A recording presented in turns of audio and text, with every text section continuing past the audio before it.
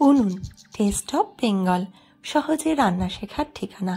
আজ রান্না করছি ইলিশ মাছের মুড়ো দিয়ে আলু ফুলকপির ঘন্ট। এর জন্য প্রথমে কড়াইতে আমি 4 টেবিল চামচ তেল ভালো করে গরম করে নিলাম, আর তারপরে ইলিশ মাছের মুড়োতে নুন হলুদ মাখিয়ে খুব ভালো করে আমি ভেজে নিচ্ছি।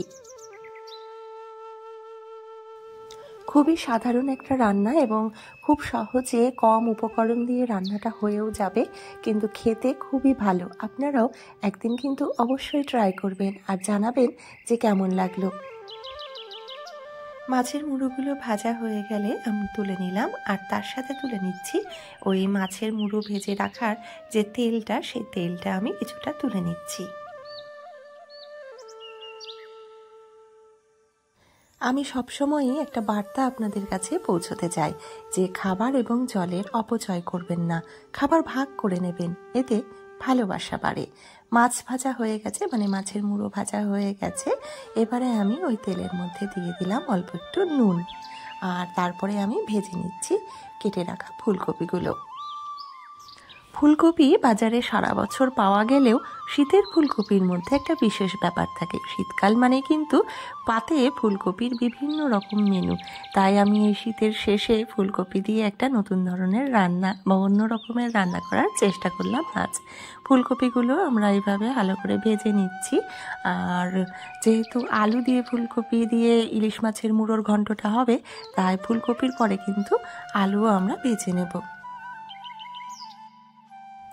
উনুন টেস্ট অফ বেঙ্গলে আমি পায়েল সরকার।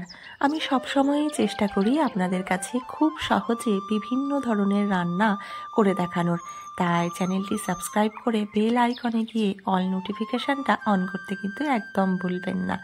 আর শুধু ইউটিউব নয়, আপনারা কিন্তু উনুন টেস্ট অফ বেঙ্গলকে পেয়ে যাবেন ফেসবুকেও, সেখানেও পেজটিকে লাইক ফলো করে কিন্তু ভিডিওগুলো অবশ্যই শেয়ার করে নেবেন, কারণ শেয়ারিং ইজ কেয়ারিং। আপনারা দেখতেই পাচ্ছেন যখন ফুলকপি মোটামুটি ভাজা হয়ে এসেছিল, তখনই তার মধ্যে আমি কেটে রাখা কয়েক টুকরো আলু দিয়েও ভেজে নিলাম। আলু ফুলকপি খুব ভালো করে ভাজা হয়ে গেছে। এবার তার সাথে আমি চিড়ে রাখা কয়েকটা কাঁচা লঙ্কা আর দিয়ে দিচ্ছি সামান্য কালো জিরে, আর অতি অবশ্যই দিয়ে দিচ্ছি একটু হলুদ আর সর্ষে বাটা। এখানে আমি 2 টেবিল চামচ সর্ষে বাটার ব্যবহার করছি। এবারে এই মশলার সাথে আলু ফুলকপি আমরা কিছুক্ষণ কষিয়ে নেব, আর কষানোর সময় এর মধ্যে অতি অবশ্যই দিয়ে দেব সামান্য হলুদ, আর দিয়ে দেব হাফ চা চামচ মতন চিনি, আর দিয়ে দেব পরিমাণ মতো লবণ। তারপরে খুব ভালো করে মশলার সাথে আমরা এগুলো কষিয়ে নিচ্ছি বা ভেজে নিচ্ছি। এরপর দিয়ে দেব হাফ চা চামচ মতন জিরে গুঁড়ো। আমার মতো ইলিশ মাছ যাদের খুব পছন্দ, তাদের কিন্তু এই রান্নাটা খুব ভালোই লাগবে। আমার যেমন ইলিশ মাছের গন্ধতেই মন কিন্তু একদম ভরে যায়। আর আমি এই রান্নাটা ইলিশ মাছের মুড়ো দিয়ে করছি, তবে আপনারা চাইলে মুড়োর সাথে কিন্তু 1 টুকরো মাছ ভেঙেও সাথে দিয়ে দিতে পারেন, এতেও বেশ ভালোই লাগবে। দেখুন, ঢাকা দিয়ে দিয়ে আমি মশলার সাথে আলু ফুলকপিটা কষিয়ে নিচ্ছি। এই কষানোর সময়ই বেশ কিছুটা কিন্তু সেদ্ধ হয়ে যাবে।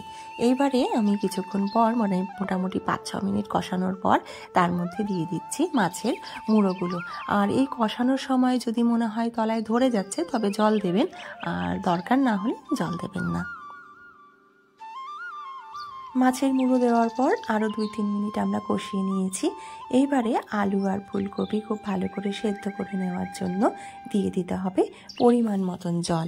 আমি এখানে নর্মাল জলই ব্যবহার করছি, কিন্তু অনেকেই উষ্ণ জল ব্যবহার করে থাকেন। উষ্ণ জল দিলে রান্নাটা আরও তাড়াতাড়ি হয়ে যায়, তাই আপনারা চাইলে কিন্তু উষ্ণ জল ব্যবহার করতেও পারেন।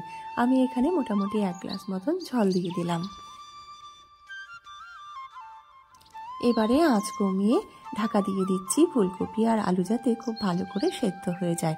আশা করি 3-4 মিনিটের মধ্যেই খুব ভালো করে এই সবজিগুলো সেদ্ধ হয়ে যাবে। এবারে আমি একটু দেখে নিই যে সেদ্ধ হয়েছে কিনা। এই রান্নাটা কিন্তু ঝোল ঝোল একদমই ভালো লাগবে না, যেহেতু ঘন্ট, তাই একটু শুকনো বা গা মাখা মাখা হলেই আমি নামিয়ে নেব।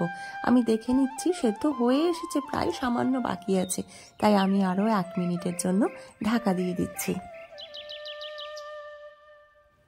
আপনারা যদি কোনো স্পেশাল কোনো রান্না আমার কাছে দেখতে চান তাহলে অতি অবশ্যই কিন্তু কমেন্ট করে জানাবেন। এবার আমরা পুরোপুরি রান্নাটা হয়ে গেছে দেখতে পাচ্ছি, সবজিগুলো খুব ভালো সেদ্ধ হয়ে গেছে। তারপরে আমি সব শেষে ওই ভেজে রাখা যে তেলটা তুলে রেখেছিলাম সেটা মিশিয়ে নিলাম, এতে করে রান্নায় স্বাদটা একটু ভালো হয়। ভিডিওটা দেখে আপনারা বুঝতেই পারলেন কত কম সময়ে, কম পরিশ্রমে এবং কম উপকরণ দিয়ে রান্নাটা কিন্তু হয়ে গেল।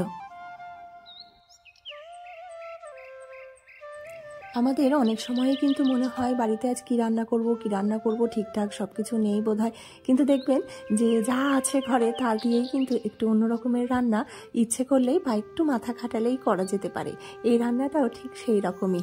আর গরম গরম ভাতের সাথে এবার এটা আমি পরিবেশন করে দিচ্ছি, আর এটার খেতে এতটাই ভালো হয়েছিল যে আমাকে বলতেই হচ্ছে এই স্বাদের ভাগ হবে।